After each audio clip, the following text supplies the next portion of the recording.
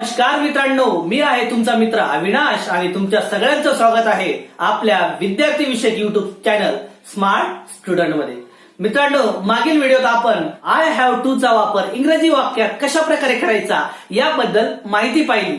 या व्हिडिओमध्ये आपण यू हॅव टू, त्यानंतर दे हॅव टू आणि वी हॅव टू यांचा वापर इंग्रजी वाक्यात कशा प्रकारे करायचा हे पाहणार आहोत. या व्हिडिओतील सर्व वाक्य तुम्ही जर निश्चितपणे समजून घेतले तर तुम्हाला इंग्रजी बोलणे अतिशय सोपे जाईल आणि इंग्रजी बोलताना तुम्हाला कुठलीही अडचण येणार नाही. चला मित्रांनो, क्षणाचाही विलंब न करता आता आपण सुरू करणार आहोत use of you have to.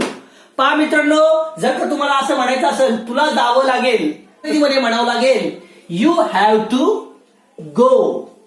जर का तुम्हाला असं म्हणायचं आहे तुला बसावं लागेल किंवा तुला बसावे लागेल तर तुम्ही इंग्रजीमध्ये म्हणताल यू हॅव टू सिट. जर का तुम्हाला असं म्हणायचं असेल तुला खेळायला हवे किंवा तुला खेळावं लागेल, बघा मित्रांनो, बऱ्याचशा वेळेस आपण असं म्हणतो मित्राला की तुला खेळावं लागेल, तुला खेळायला हवं, तर अशा वेळेस आपण इंग्रजीमध्ये म्हणणार यू हॅव टू प्ले, तुला खेळावं लागेल.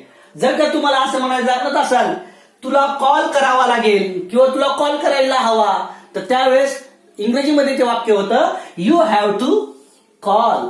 अशा प्रकारे यूचा अर्थ तुम्ही इथे सिंग्युलरही घेऊ शकता आणि प्लुरलही घेऊ शकता. जर का इथं तुला ऐवजी तुम्हाला म्हणायचं असेल तरी देखील तुम्हाला म्हणता येईल तुम्हाला जावं लागेल. जर असं जरी म्हणायचं तरी यू हॅव टू गो असंच इंग्रजी होईल. त्यामुळे यूचा वापर तुम्ही जर एकवचनी केला तर तुला होईल आणि अनेकवचनी अर्थाने केला तर तुम्हाला होईल.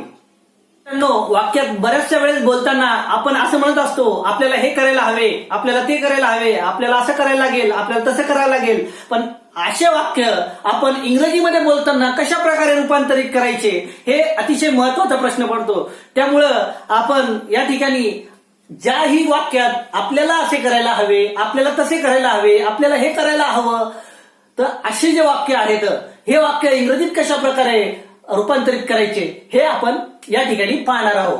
Use of we have to. ज्यावेळेस आपल्याला असं म्हणावं लागतं आपल्याला जावं लागेल, एखाद्या मित्राचं लग्न आहे, एखाद्या मित्राचं बर्थडे आहे आणि आपल्याला जावं लागेल असं आपण बोलत असतो, त्यावेळेस आपण इंग्रजीमध्ये म्हणणार वी हॅव टू गो, आपल्याला जावं लागेल.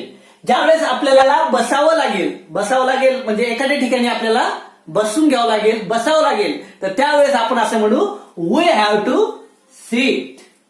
त्यानंतर आपण असं म्हणणार आहोत आपल्याला वाचावे लागेल. आता परीक्षा जवळ येते आणि आपल्याला वाचावं लागेल, त्यावेळेस आपण म्हणू वी हॅव टू रीड.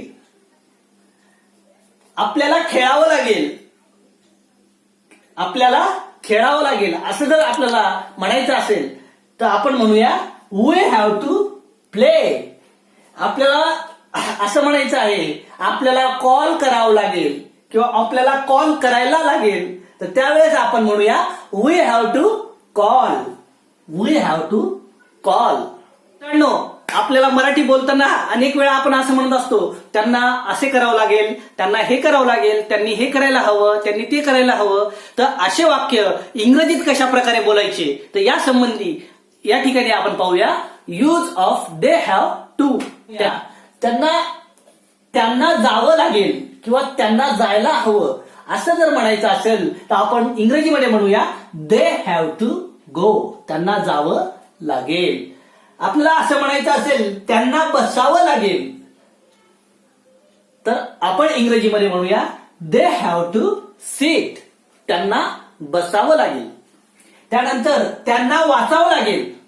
जर का त्यांना पास व्हायचं आहे तर त्यांना वाचावं लागेल, तर त्यांना वाचावं लागेल हे आपण इंग्रजीत कशा प्रकारे म्हणणार दे हॅव टू रीड, त्यांना वाचावं लागेल. जर का त्यांना परीक्षेत पास व्हायचं आहे तर त्यांना वाचावं लागेल, अन्यथा नाही वाचलं तरी चालेल.